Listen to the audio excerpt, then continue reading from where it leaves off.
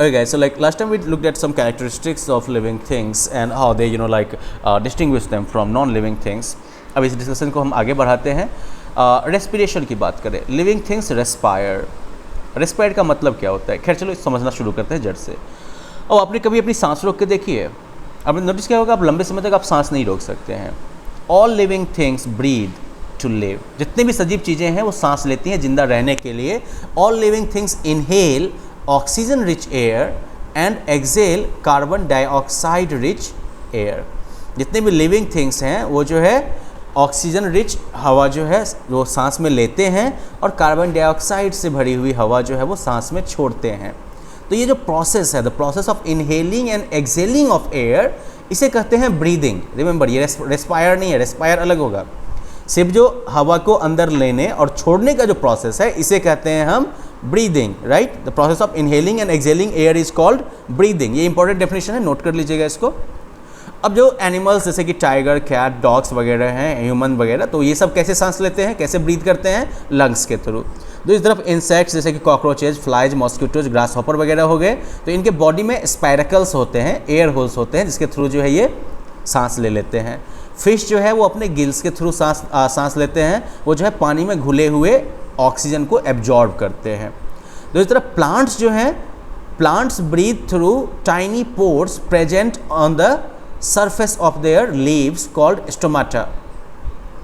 Plant के नीचे वाले हिस्से में अगर आप देखोगे तो आपको छोटे छोटे छेद टाइप के दिखाई देंगे. ठीक है, तो ये टाइनी टाइनी पोर्स जो है इसे स्टोमाटा कहते हैं और इसी स्टोमाटा के रास्ते से प्लांट्स जो है वो बाहर से हवा लेते हैं और फिर अंदर की हवा को बाहर छोड़ता है. जो एक्वेटिक प्लांट्स होते हैं, ना aquatic plants breathe in dissolved oxygen from water. जो जलीय पौधे होंगे वो पानी में घुले हुए ऑक्सीजन को यूज करेंगे. ऑफ कोर्स जो टेरेस्ट्रियल पौधे होंगे, जो धरती पर रहने वाले पौधे होंगे, वो जो है हवा से लेंगे. तो ये तो हो गया आपका ब्रीदिंग का प्रॉब्लम. तो ब्रीदिंग के बाद जो है रेस्पिरेशन होता है. रेस्पिरेशन में क्या होता है, तो ऑर्गेनिजम्स जो है वो फूड के ब्रेकडाउन के थ्रू एनर्जी रिसीव करते हैं. Respiration is the process of breakdown of food in the body of an organism with the help of oxygen to release carbon dioxide, water and energy. तो respiration और breathing में फ़र्क देखा आपने. Breathing में क्या हो गया, सिर्फ हवा जो है वो अंदर आई बाहर गई. राइट, ऑक्सीजन से भरी हुई हवा, ऑक्सीजन रिच हवा जो है वो अंदर ली हमने और कार्बन डाइऑक्साइड रिच जो हवा है वो हमने बाहर फेंक दिया. लेकिन ये जो चेंज हो गया ना, ऑक्सीजन वाली हवा जो आई और कार्बन डाइऑक्साइड वाली हवा जो बन के गई, इसी बीच में सारा खेल हो जाता है और वो खेल है रेस्पिरेशन का.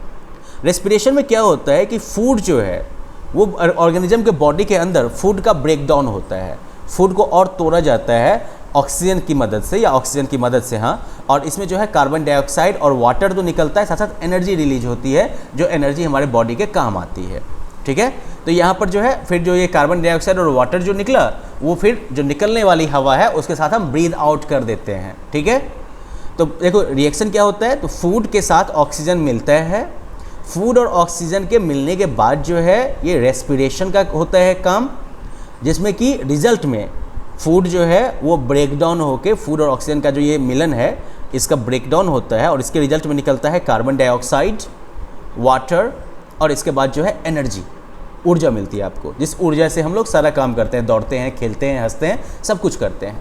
तो ये जो प्रोसेस है breakdown of food with in the body of an organism in the presence of oxygen to produce carbon dioxide, water and energy is called respiration.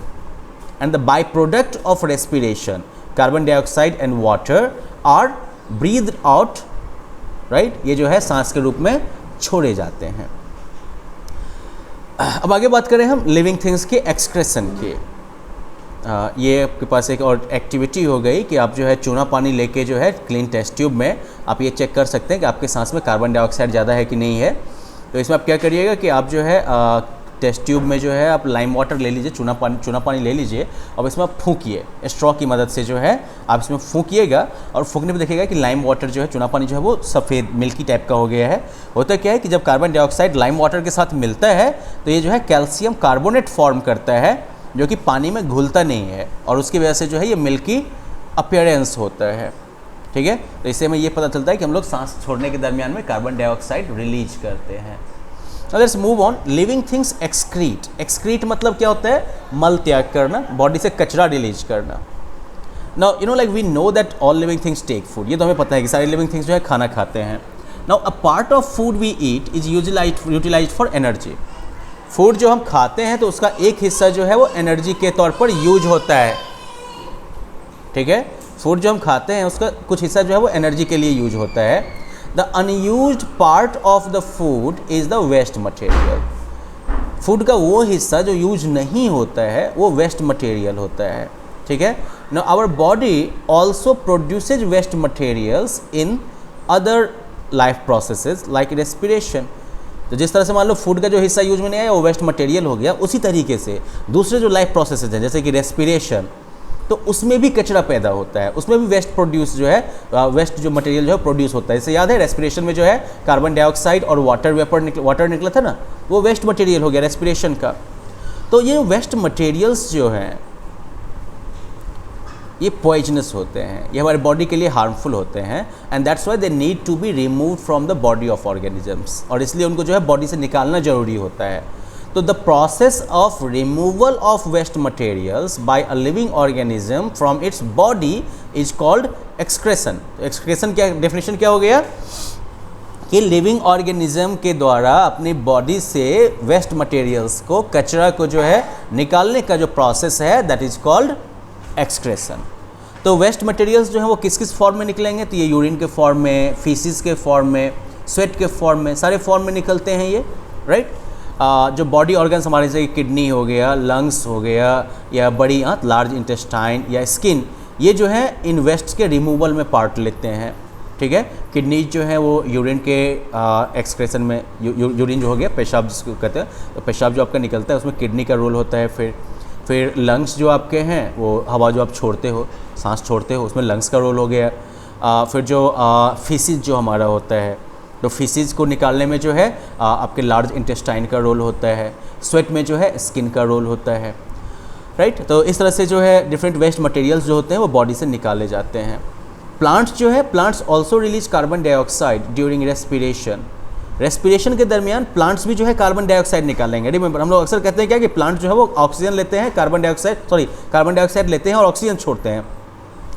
Plants जो है वो कार्बन डाइऑक्साइड लेते हैं और ऑक्सीजन छोड़ते हैं तब जबकि वो फोटोसिंथेसिस के थ्रू खाना बना रहे हैं. लेकिन जब प्लांट्स भी जो है अपने खाने को पचाने का काम कर रहे होते हैं, जब वो रेस्पिरेशन करेंगे तो रेस्पिरेशन के दरमियान वो भी कार्बन डाइऑक्साइड ही रिलीज करेंगे. और ये कार्बन डाइऑक्साइड जो है वो स्टोमाटा से होकर जो है रिलीज होता है. ठीक है.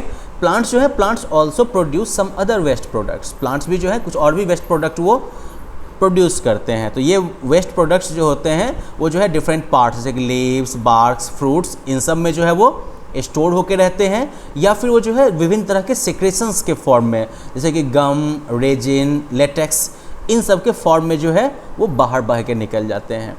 तो प्लांट्स जो हैं वो वेस्ट प्रोडक्ट्स को इस तरीके से स्टोर करते हैं that they do not harm the plants, कि वो प्लांट्स को नुकसान नहीं पहुंचा पाते. अब इसके अलावा एक्सक्रेशन के अलावा अगला जो एक कैरेक्टरिस्टिक हो गया लिविंग थिंग्स का, दैट इज ऑफ ग्रोथ.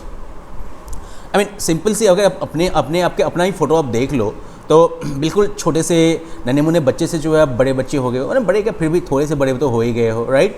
और फिर धीरे धीरे क्या हो जाएगा, आप और बड़े होते जाओगे, आप बड़े होते जाओगे. नहीं तो छोटे बच्चे से आप जैसा बच्चा, आप जैसे बच्चे से फिर बड़ा बच्चा, नॉट बड़ा बच्चा, आपके फादर जैसा, नहीं आप एडल्ट हो जाते हो. तो इस तरह से जितने भी लिविंग थिंग्स हैं वो खुद से बढ़ते जाते हैं. और ग्रोथ जो है वो एक्चुअली क्या है, वो साइज़, बॉडी के साइज़ में इंक्रीज़ है. बॉडी के साइज़ में जो बढ़ोतरी होती है दैट इज़ ग्रोथ. तो जैसे इंसान में एक ग्रोथ हो गया, वैसे ही प्लांट्स जो है उनमें भी होता है ना. Baby plant, I mean seed जो है वो बेबी प्लांट में बदलता है और कुछ समय के बाद ये जो है बड़े प्लांट या ट्री में बदल जाता है. और प्लांट्स जो होते हैं वो तो इनफैक्ट अपने पूरी लाइफ बढ़ते रहते हैं. राइट. तो ये देख रहे हो किस तरह से प्लांट्स जो है उनका ग्रोथ होता है. उसी तरह से स्मॉल पपी जो है वो डॉग में बदल जाता है. चिक जो है वो अंडे से बाहर निकलता है और वो बड़े होकर जो है वो मुर्गी बन जाती है. एनिमल्स जो हैं इनमें एक खासियत है, प्लांट जैसे पूरी ज़िंदगी बढ़ते रहते हैं ना, एनिमल्स जो है वो सर्टेन एज तक ही बढ़ते हैं. ठीक है. फॉर एग्जांपल अगर ह्यूमंस की बात करो अब, तो ह्यूमंस जो है वो 17, 18 मैक्सिमम हो गया, इसी एज तक जो है उनकी हाइट बढ़ती है. उसके बाद हाँ फैट बढ़ सकता है लेकिन हाइट नहीं बढ़ती नॉर्मली. तो यहाँ पर क्या होता है कि एनिमल्स जो होते हैं वो पहले वो ग्रो करते हैं. राइट. तो they stop growing after they have attend a certain size and shape. Animals जो है वो एक सर्टेन एज के बाद, सर्टेन पॉइंट के बाद वो बढ़ना बंद कर देते हैं जब वो एक सर्टेन साइज, सर्टेन शेप के हो जाते हैं। ठीक है, अब आप लोग भी क्या है, बच्चे जो हैं वो कुछ साल तक आप लोग बढ़िएगा, लंबे होइएगा, उसके बाद आपकी ग्रोथ जो है वो रुकेगी। अब कह सकते हैं कि कुछ जो नॉन लिविंग थिंग्स जैसे कि क्रिस्टल ऑफ शुगर, चीनी का ढेला, ये भी जो है साइज़ में बढ़ता है, लेकिन ये जो है एक्सटर्नल फैक्टर से होता है।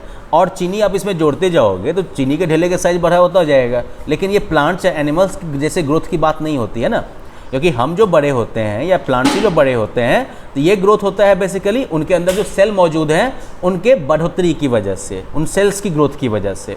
तो इसलिए प्लांट और लिविंग ऑर्गेनिज्म का जो ग्रोथ है वो इंटरनल है, वो अंदर से होता है, जबकि नॉन लिविंग में अगर ग्रोथ होता भी है तो वो ग्रोथ जो है बाहर के किसी फैक्टर की वजह से हो जाएगा। चीनी का ढेला बड़ा हो रहा है तो मतलब आपने ज़्यादा चीनी उसमें और मिला दिया है, इस तरीके से होगा। चेयर का साइज़ बड़ा हो गया है, कोई बात नहीं, आपने उसके पैरों के नीचे जो है ईंट डाल दी होगी या फिर लकड़ी का और टुकड़ा जोड़ दिया होगा, एक्सटर्नल फैक्टर से वो ग्रोथ हो रहा है। अगला जो एक और फैक्टर है लिविंग थिंग्स का, that is having a definite life span, मतलब कि इनके जीवन का जो पीरियड होता है वो डेफिनेट, निश्चित होता है, ये अनलिमिटेड टाइम के लिए नहीं रहेंगे धरती पर। तब ऐसे हम जानते हैं कि जितने भी लिविंग थिंग्स हैं सिंगल सेलुलर से इनका लेवल शुरू होता है और बड़े लेवल तक जाता है इनका, लेकिन जितने भी लिविंग ऑर्गेनिज्म हैं उनके लाइफ का एक साइकिल जरूर है कि वो पैदा होंगे, बड़े होंगे, बच्चे पैदा करेंगे, बूढ़े होंगे, फाइनली मर जाएंगे। तो इस तरह से जितने भी लिविंग ऑर्गेनिज्म हैं वो जो है यही पैटर्न फॉलो करते हैं, birth, growth, reproduction, ageing and death. तो टाइम पीरियड जिसमें कि लिविंग ऑर्गेनिज्म जो है जिंदा रहते हैं that is called its life span. Okay, the time period for which a living organism remains alive is called its life span. अब जितने भी लिविंग थिंग्स हैं, all living things have a definite life span. जितनी भी सजीव चीज़ें हैं उनका एक निश्चित जो है लाइफ स्पैन है, और लाइफ स्पैन जो है वो हर एक ऑर्गेनिज्म का अलग अलग टाइप का होता है। जैसे कि बैक्टीरिया का लाइफ स्पैन जो है वो 15 से 20 मिनट का हो गया, और डॉग का लाइफ स्पैन जो है वो 16-18 साल तक का हो सकता है। फिर इसी तरह से अलग अलग का है। बनियान ट्री का लाइफ स्पैन जो है वो 200 या उससे ज़्यादा साल का हो सकता है। टर्टल का भी है काफ़ी ज़्यादा, 150 साल तक का है। इंसान का जो है 65 to 80 ईयर्स। ऑफ कोर्स ऐसा नहीं है कि लाइफ स्पैन इतना है तो इसके अंदर आपको ख़त्म होना ही है, आप इसको एक्सीड भी कर सकते हैं, राइट। सुनते होंगे ना 100 साल का आदमी, 125 साल का आदमी, बट 2 एक्सेप्शनल केसेस। अब जब लाइफ साइकिल एक बार ख़त्म हो जाता है तो फिर वो जो है मर जाते हैं। तो बायोलॉजिकली जो है, ठीक है ना, things are classified as living, non living, ठीक है, और फिर लिविंग एंड डेड। तो dead things are the remains of living things. तो मतलब कि डेड थिंग्स जो हैं, मृत चीज़ें जो हैं वो क्या हैं, तो वो सजीव चीज़ों के जो अवशेष हैं। जैसे कि मान लो फर्नीचर अगर है तो वो किस चीज़ का, वो लकड़ी का जो है डेड फॉर्म है ना, सॉरी प्लांट्स का जो है, ट्रीज़ का वो डेड फॉर्म है, वो वुड से बना हुआ है। वुड जो है एक टाइम में पेड़ का हिस्सा रहा होगा, और इस तरह से वो जो है प्लांट का जो है एक डेड पार्ट हो गया। तो दूसरा एग्जाम्पल हो गया डेड थिंग्स, जैसे कि लेदर, बोन, टस्क। तो डेड थिंग का मतलब क्या हो गया कि वो चीज़ है जो कि लिविंग थी, तो लिविंग चीज़ों का जो अवशेष बच गया, लिविंग थिंग्स का लिविंग वाला पार्ट जब ख़त्म हो गया तो उसका जो अवशेष बच गया वो डेड थिंग हो गया। तो ये लिविंग और नॉन लिविंग वाला जो है क्लासिफिकेशन अलग हो गया, ये लिविंग और डेड वाला क्लासिफिकेशन हो गया, इसमें कि लिविंग डेड थिंग्स वो होंगी जो कि लिविंग थिंग्स के लाइफ के ख़त्म होने के बाद आई हैं, ठीक है। तो well let's quickly see whether you have got this chapter और gill section. Insects and fishes respire through spiracles and gills, ठीक है। लंग्स और गिल्स नहीं होते हैं, क्योंकि इंसेक्ट्स में जो है स्पाइरकल्स का रोल होता है, फिशेज में गिल्स का यूज रोल होता है। एनर्जी जो है वो किस प्रोसेस में रिलीज होती है, वो रेस्पिरेशन के थ्रू प्रोसेस में रिलीज होती है। इसमें से कौन जो है प्लांट और एनिमल्स दोनों के लिए ट्रू है, दे रेस्पायर टू गेट एनर्जी, वो जो है एनर्जी प्राप्त करने के लिए रेस्पिरेशन में एंगेज होते हैं। इसमें से कौन जो है ग्रो नहीं करता है, तो ऑफ कोर्स लाइक जो नॉन लिविंग होगा वही ग्रो नहीं करेगा। So the answer is eraser. Actually बेटा इरेजर तो और घिसता जाता है, छोटा होता जाता है।